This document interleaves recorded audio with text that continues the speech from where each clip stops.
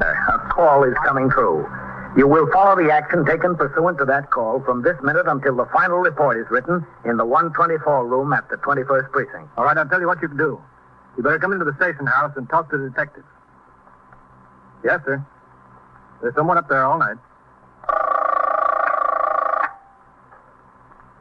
21st Precinct. It's just lines on a map of the city of New York.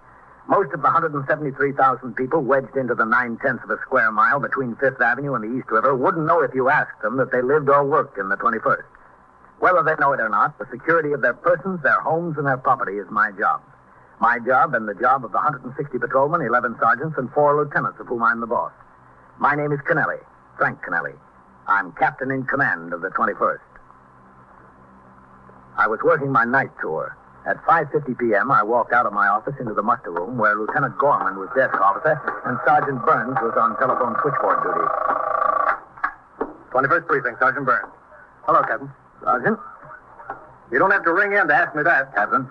We'll walk by there again. See if they're home now. Well, I'll go on patrol now, Lieutenant.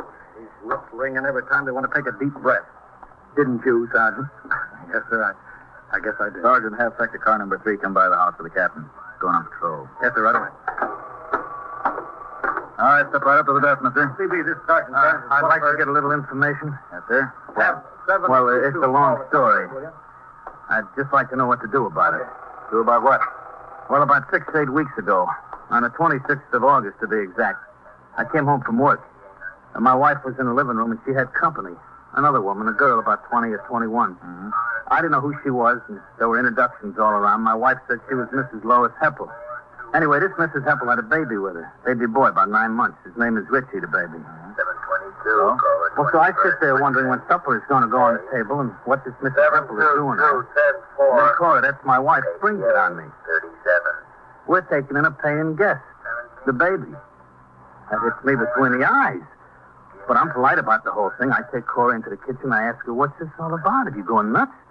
But she gives me a long song and dance about how another lady she met in a delicatessen told her about Mrs. Heppel was looking for someplace to board the baby for a couple of months.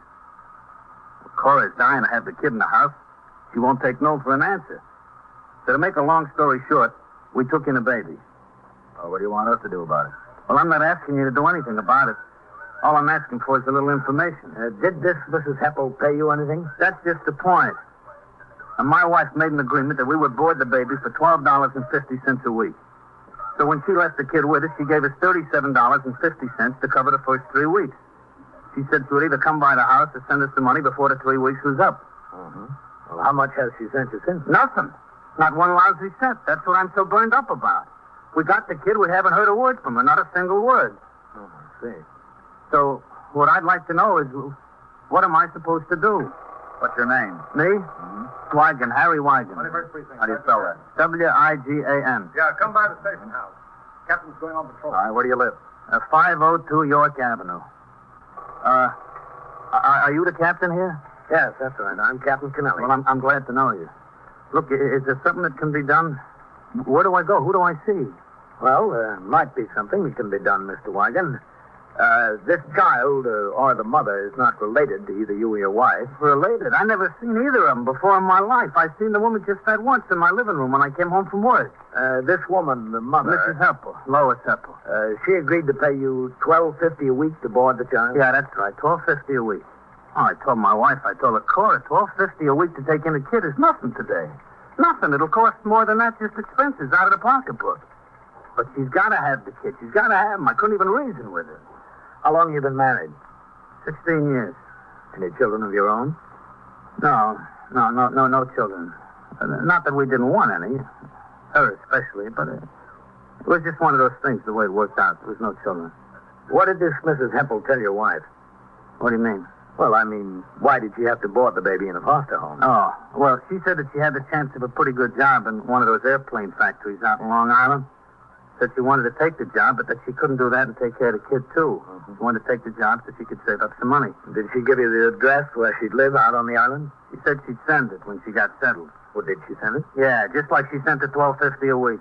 Did this Mrs. Heppel live with her husband? I don't even know that she had one.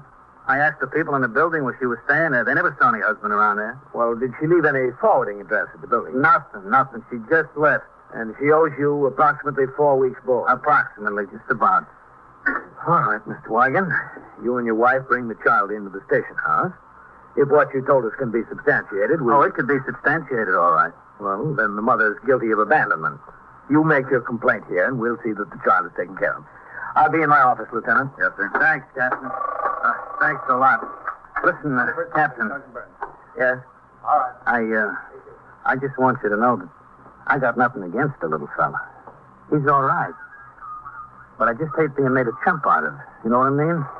I understand, Mr. Wigan. It's just a rotten, lousy thing for that mother to do, and I ain't going to be the sucker in the deal. How does your wife feel about it? Well, it don't make any difference how she feels about it. I'm the guy that's paying the bills. And I got enough to pay with $63.34 a week take-home pay without worrying about somebody else's obligation. All right, Mr. Wigan. You and your wife come into the station house with the child. We'll get it all straightened out. Yeah, well, I'll go home right now and get him. Well, you can wait until tomorrow if the baby's asleep. You've had him this long. Another night won't make any difference. To you, I know it don't make any difference, Captain. To me, it's plenty of difference.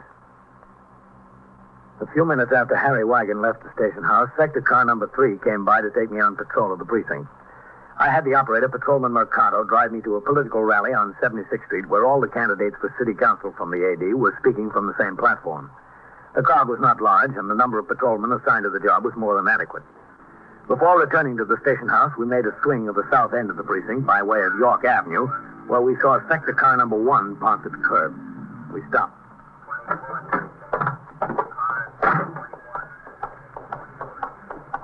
That must be it, Captain. 502. There's Eisman coming out. Eisman. Oh, hello, Captain. What do we got? Nothing much, sir. When we rang in, the sergeant told us to take a turn by here. Neighbor called in that a couple was scrapping family fight. Neighbor thought he was beating her up. Was he? Oh, no, sir. I went up and talked to them. They weren't drinking. Nice enough couple. Said they were just having an argument. Calmed down by the time we got there. Something about their baby. I told them if they had to argue to keep it down low enough so the neighbors wouldn't have to call the cops. What's the name of the couple?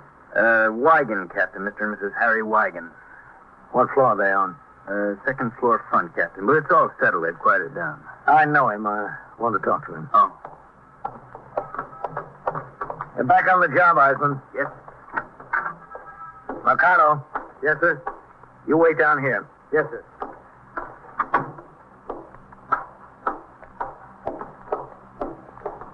The building was old but well kept. No one was in the hall. The other neighbors didn't know there was a disturbance, so they'd been coaxed behind their own doors by the patrolman on the job.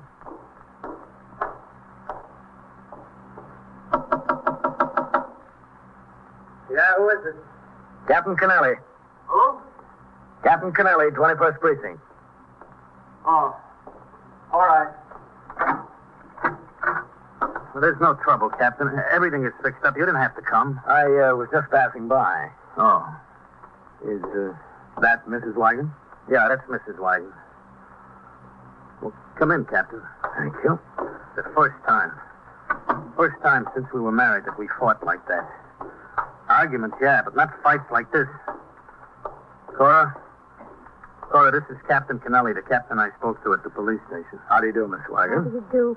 I'm sorry. It was my fault. I screamed. It was me. Harry tried to keep me quiet. Well, it's all over now. He said you told him to bring me and the baby to the police station. Is that right? If the baby's been abandoned. Well, I'm taking care of him. I'm taking good care of him. Cora, we've been through that. We've been through that time and time again till it's coming out of my ears. It's the truth. Captain, a cold can of beer? I got some in the icebox. No, thanks. We couldn't keep him here anyway. How many times have I got to say it? I am not going to be the chump in this deal, not me. You wake him up. If he didn't wake up from what went on before, he won't wake up now. Would you like to see him, Captain? Cora. He's such a fine boy. Don't wake him, Miss We Wigan. won't wake him. This way. You stay here, Harry. Don't worry.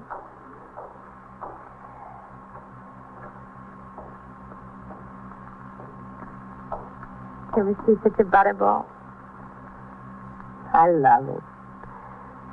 You don't know how I love him. How many children do you have, Captain? 3. 3? Ah. 3 is a nice family. Everybody except me. I always wondered why everybody except me. Don't ask foolish questions. Harry says we have to bring him to the police station tomorrow. What will you do? Well, we'll try to find the mother, place charges of abandonment against her. What about him, Richie? The New York Foundling home. It's a very fine institution. Oh, no. Well, he's not your responsibility, Mrs. Wagon, if the mother abandons Just him. because the mother abandoned him, is that a reason for me to abandon him? Laura, we've been through all that. We've been all through it so much the neighbors had to call in the police. Now, please. Harry, give me some light. The answer is, has been, and always will be no, no, and oh. That dame made a monkey out I'm of not it. thinking of her. I'm thinking of him. He's got nothing to do with it. He's not going to get away with it. That kid gets turned over tomorrow. Harry. Now, folks, let's settle down. It's settled down, and it's settled. Tomorrow, bright and early. It was settled. The husband made the decision. The wife had apparently resigned herself to it. She sat down on the couch and stared down at the floor. I said goodnight to each of them and left. Downstairs on the street, Sergeant Collins' car had pulled up behind my own. Patrolman Mercado was standing on the sidewalk talking to the sergeant, explaining the nature of the trouble in the house. I joined them. Because it was a quiet night in the precinct, I decided to accompany Sergeant Collins on an inspection tour of cabarets. When I returned to the station house and walked up the front steps into the muster room, a wildly gesticulating man was standing in front of the desk, trying to make himself understood. Now, wait a minute. Wait a minute. No comprendo. Hable despacio. Repítalo. What's the trouble, Sergeant? That's what we're trying to find out, Captain. He just... Ella me dijo, visitaremos mi casa. Allí tengo algo. All right, hold it. Party. Sí, está bien. It's been a long time since high school Spanish, Captain. Well, did you call upstairs to the detectives? Is Hernandez on the job tonight? Yes, sir. He's working, but he's out on patrol. They're trying to locate him. I think he's trying to tell me he was robbed. Look, ¿cómo se llama usted? Protea. Tremendo Organte Protea. Ella y su amigo lo cogieron todo. Look, wait a Él minute. tenía una Just a cuchilla second. y me robó. Pare. Hable más despacio. Sí, sí. Enséñame sus papeles. Papeles, ahí Yeah. están. You're not doing bad, Lieutenant. Well, he's had a lot more practice than I have. He is going to show you his wallet. Yo soy marinero. Yeah. Mi barco está en Hoboken. Me robaron. Hoboken. Una muchacha. Wait a minute. un hombre que me decía- Momento. Sí, sí. I think he's a merchant seaman. I think that's what this card says, anyhow. Look, ¿cuál es su nacionalidad? Nacionalidad. Yeah. Sudamericano. Argentino. He's from the Argentine. Excuse me. ¿Cuál es su barco? El barco se llama la Recalde. Recalde. Ask him if he's heard. Oh, yes, sir.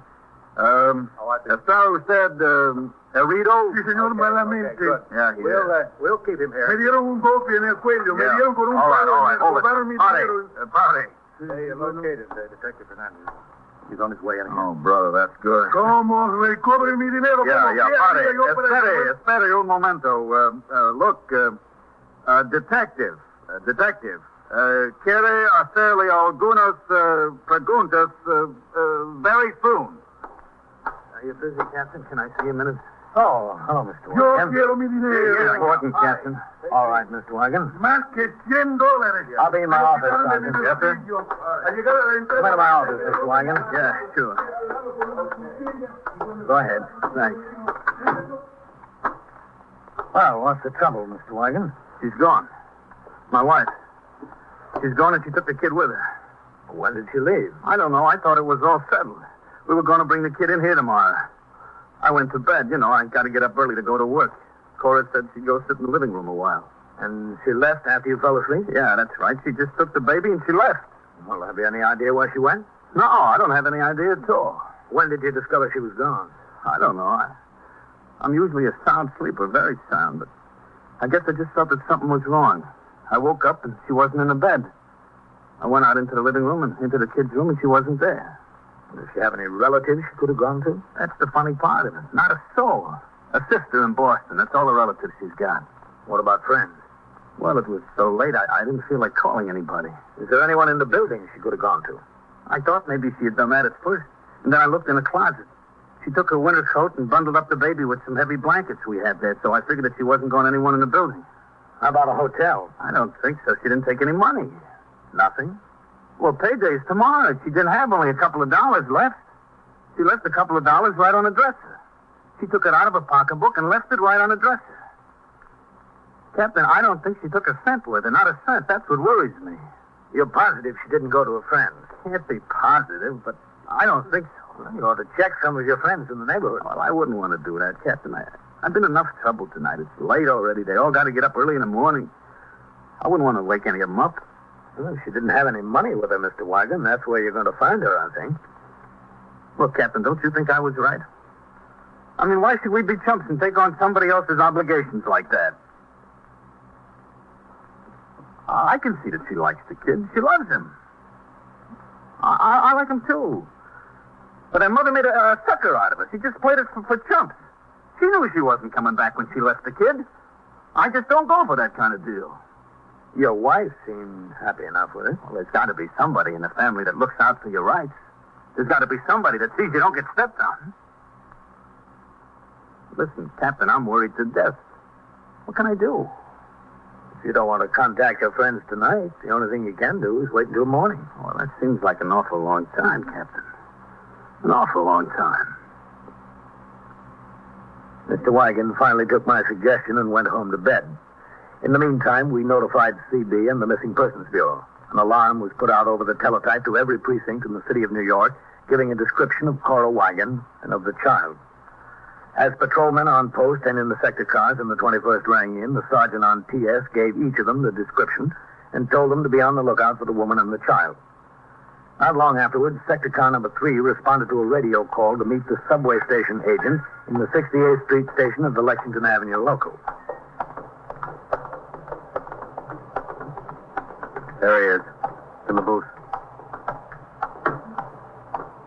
You call the precinct? Yeah. Wait a minute. I'll be right out. What's the trouble? Over here. 2 passengers called her to my attention. Go on through. I've been watching her. Thanks. As far as I know, she's been sitting there a couple of hours. Over there, on the bench. The woman with the baby. She's just been sitting there. Yeah. Okay. You can go on back if you want. We'll handle it. Oh, good. Thanks. Seems awful funny. Yeah. I'll see you.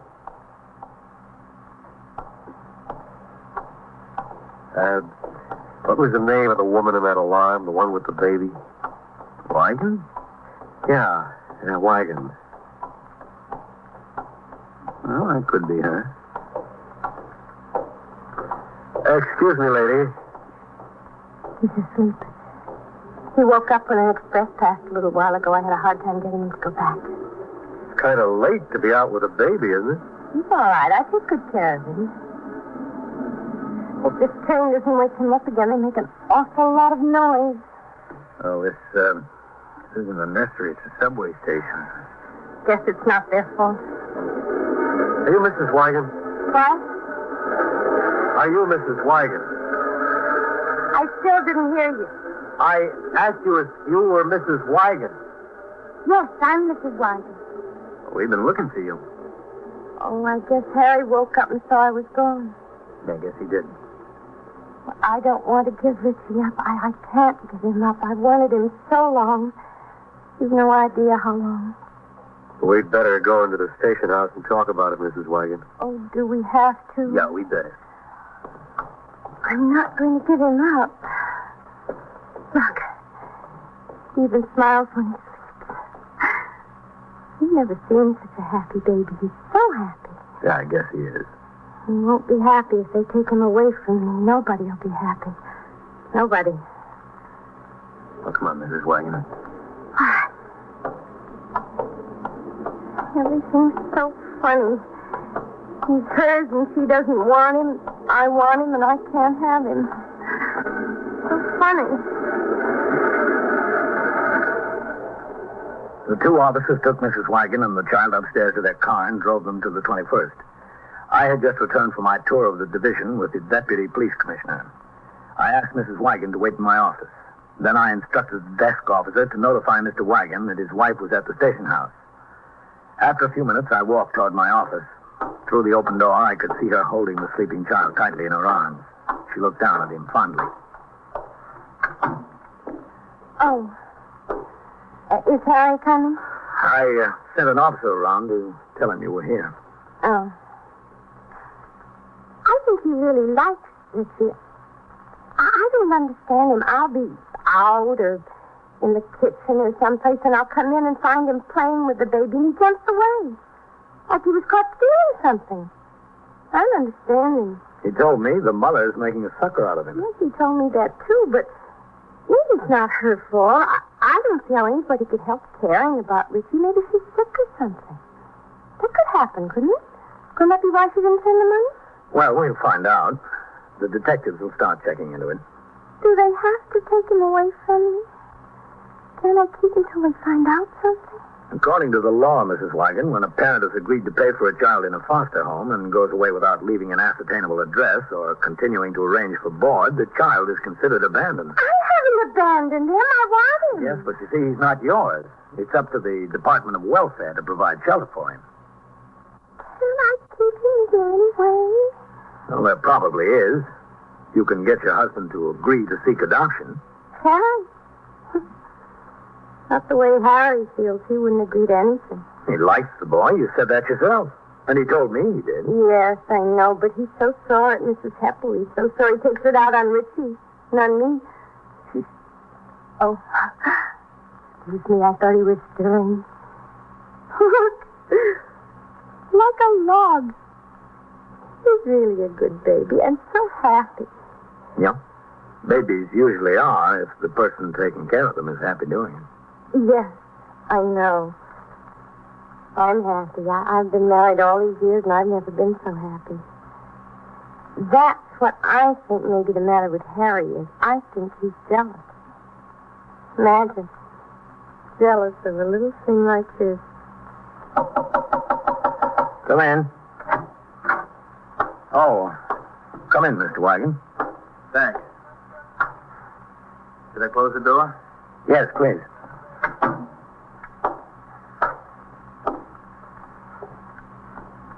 Hello, Cora. Harry? Why did you have to run off like that, Cora? You scared me half to death. Half to death. I'm sorry, Harry. Sorry, you should be sorry. You wake him. You see, Captain, you see? That's all I get. You'll wake the baby. Don't play the television. Don't smoke my pipe. It's bad for him. We can't go to the movies. There's nobody to leave him with. Out of the $12.50 a week we didn't get, we have to pay for sitters. Harry. My age, I gotta have an infant around. At my age, I don't need it. All I need is peace and quiet. Nobody thinks of me anymore. All right, Harry. I'm going to give him back. The welfare department does something with them. You'll have your peace and quiet. Do you want to take him now, Captain? Well, it's late, Mrs. Wagon. Why don't you go home with him? You have all his things there. We'll make arrangements in the morning. No, I can't take him home. I want to leave him right here, right now. I can do that, can't I? Well, I'll have to get a policewoman up here to take him to the New York Foundling home. Now, look, Cora, don't be stubborn. We have to lose the whole night's sleep. Gotta be at work at 8 o'clock. Let's go home. You can get the whole thing straightened out tomorrow. I'm not taking this baby in my house again. Not unless I take him there to stay. I'm not. Now, you got your way, didn't you? What else do you want from me? You could at least try to make it a little easy on me. Hey, I'm ashamed of you. You don't know what you put me through. You don't realize how much I love you to do this for you. Cora, honey, cut it out. I won't cut it out. You haven't got a brain in your head, not one brain. Yeah, I guess maybe I haven't. Captain, I guess I'm a louse. Are you? Yeah, I know I am. I want to admit to you right here and now that Mrs. Heppel has sent me $12.50 every week to the place where I work, every week. Is that so? You're not kidding? No. No, I'm not kidding. The baby's paid up today, paid up. What did you do with the money? Well, I got to admit it, Cora. I got to admit I spend every last cent. Playing the ponies. Every last cent. But she's been right on a button every Monday morning in the mail with a $12.50. In cash, it came in a plain envelope. From where were they postmarked? Postmark? What do you mean postmark? Well, where were they mailed from? Oh, from all over. She's been traveling. Can we keep him now, Captain? Can we? Well, if the board bill is paid up under the law, the baby hasn't been abandoned. Wonderful, Harry. Just what? You spent that money on the horses? Well, yeah. Oh, you ought to be ashamed of yourself. The baby's money on the horses. Cora, you never heard from the mother, did you? How you gonna win, Captain? You just can't win. Well, at least one thing. In a marriage, you can't do any worse than come in second.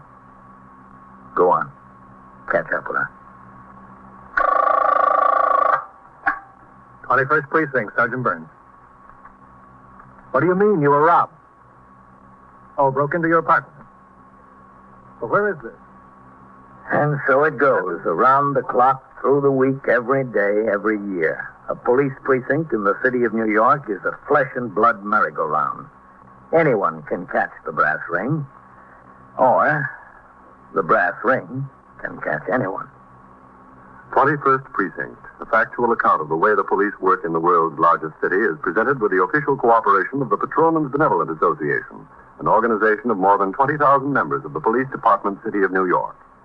Everett Sloan in the role of Captain Kennelly. Featured in tonight's cast were Wendell Holmes, Ralph Camargo, George Petrie, Juano Hernandez, Bill Lipton, Randall Kramer, and Elspeth Eric. Written and directed by Stanley Niss. Produced for CBS Radio by John Ives. Art Hanna speaking.